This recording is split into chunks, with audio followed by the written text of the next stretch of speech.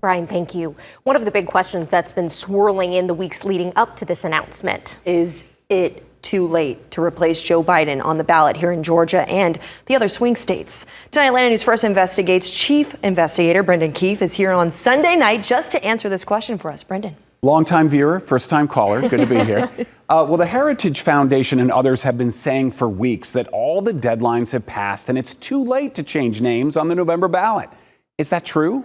No, that is false. In Georgia and just about every other state, deadlines for third-party and independent candidates have indeed elapsed. But those deadlines don't apply to the two major political parties.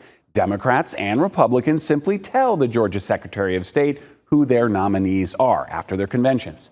True or false, Joe Biden's name was already on the ballot and would have to be removed and replaced with the new nominee.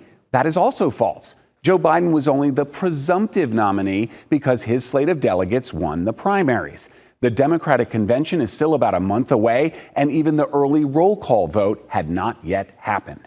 True or false, court challenges could force the Democratic replacement nominee off the ballot.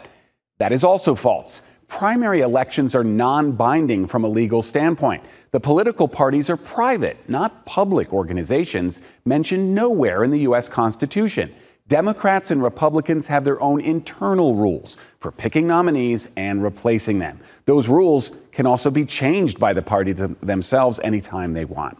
It is incredibly late in the process for an incumbent president to drop out of the race. As Brian and Doug just said, in 1968, President Lyndon Johnson dropped out, but that was in March, not July.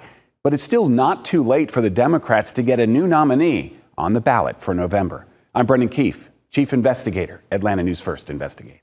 Brandon.